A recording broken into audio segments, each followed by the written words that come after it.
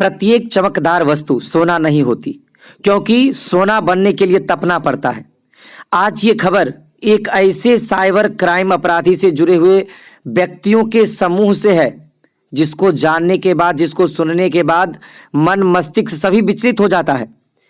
माँ बाप ने बड़े अरमानों के साथ बेटे को दिल्ली के एक प्रसिद्ध बीटेक कॉलेज में नामांकन करवाया। दाखिला के बाद से ही बेटा लगातार पढ़ाई में संलिप्त रहा और माँ बाप को यह ढाढ़स दिलाता रहा कि एक दिन वह एक अच्छा और कुशल इंजीनियर बन के देश की सेवा करेगा। हालांकि उसने अपने उस तालीम में कोई कसर नहीं रखी और बीटेक का डिग्री भी हासिल किया। डिग्री प्राप्त करने के बाद वह युवक कुछ महीनों के लिए इधर उधर अपना हाथ पैर मारना शुरू किया, लेकिन कहीं भी उसे नौकरी हाथ नहीं लगी।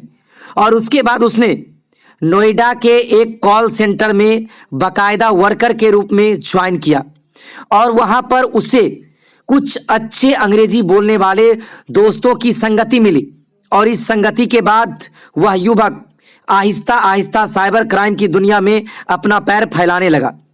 उस युवक का नाम कुछ और नहीं बल्कि पिंटू सिंह है, जो पेशे से इंजीनियर है, बिहार के पटना का रहने वाला है और पिछले 19 महीने से अब कई राज्यों की पुलिस उसे ढूंढ रही है। हम आपको बताते चले कि यह पिंटू सिंह एक शातिर साइबर क्राइम अपराधी तब बन गया जब उसने अपने लैपटॉप और मोबाइल फोन के जरिए भारत नहीं बल्कि अमेरिका और अन्य विकसित शहरों के लोगों को अपना निशाना बनाने लगा। इस पूरे प्रकरण में नोएडा पुलिस को आहिस्ता आहिस्ता जानकारी मिली। नोएडा पुलिस ने जब छापा मारा तो वहां कुछ युवकों को गिरफ्तार किया गया, लेकिन किस्मत ने वहां भी पिंटू सिंह का साथ दिया और वह वहां से फरार होकर बिहार पहुंच गया।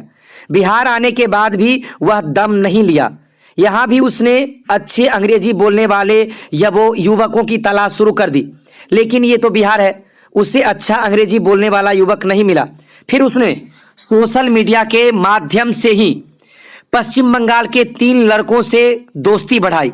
दोस्ती बढ़ाने के बाद इन सबों ने एक डील आपस में बैठ करके तैयार किया। बाकायदा वो 3 लड़के थे जिससे पिंटू सिंह ने अपनी दोस्ती बढ़ाई। उसमें मोहम्मद दानिश अरशद, आमिर सिद्दीकी और सबीर अहमद, इन तीनों के साथ एक डील तय हुआ कि वह इन तीनों युवकों को 35,000 रुपये प्रति महीने का वेतन देगा और इसके अतिरिक्त कोई भी क्राइम जब सफल हो जाएगा तो उस सफल क्राइम को करने के बाद तमाम युवकों को 2% पाउंड के हिसाब से इंसेंटिव दिया जाएगा। हालांकि जब पुलिस लगभग पिछले 19 महीने से इस युवक की फिराक में है कि यह युवक कहीं से बरामद हो, इसकी बात ज्यों ही पटना के एसएसपी मानवजीत सिंह ढिल्लों को लगी कि यह युवक इस कांड में फिरार चल रहा है, तो उसने तुरंत इन तमाम घटनाओं से जुड़े हुए लोगों को ढूंढना शुरू किया, क्योंकि यह बिहार ही नहीं देश के लिए एक काला धब्बा था। बात इंटरपोल तक पहुंच गई थी, क्योंकि यह भारत ही नहीं बल्कि विश्व के कई देशों के लोगों को ठग रहा था। और जब बात अंतरराष्ट्रीय ठगी की होती है तो उसका निपटारा इंटरपोल करती है। हालांकि जब पुलिस की टीम मानवजीत सिंह ढिल्लों के नेतृत्व में सरगना पिंटू सिंह के पटना के एक आवास पर पहुंचा तो उसके कमरे से बकायदा 10.5 लाख रुपये बरामद हुए। उतना ही नहीं, एक निर्माणाधीन 3 मंजिला बिल्डिंग भी पुलिस के सामने आया। यह थ्योरी ज्यों-ज्यों पुलिस सुलझाती चली जा रही थी, मसला उतना ही बढ़ता चला जा रहा था। स्थानीय सूत्रों की माने तो पुलिस को वहां के स्थानीय लोगों ने बताया कि 1-2 नहीं, कई जगह पिंटू सिंह के मकान हैं। हालांकि 17 सितंबर 2022 को पटना के ही पुलिस ने पिंटू सिंह के 3 अपराधियों को गिरफ्तार किया। गिरफ्तारी के बाद इन तमाम युवकों ने इस बात को कबूल किया कि पटना में भी साइबर गैंग का सरगना पिंटू सिंह के नेतृत्व में 2 अलग अलग जगहों पर यह गैंग सक्रिय रूप से काम कर रही थी और लोगों को अपने जाल में फंसाकर उसे चूना लगा रहा था।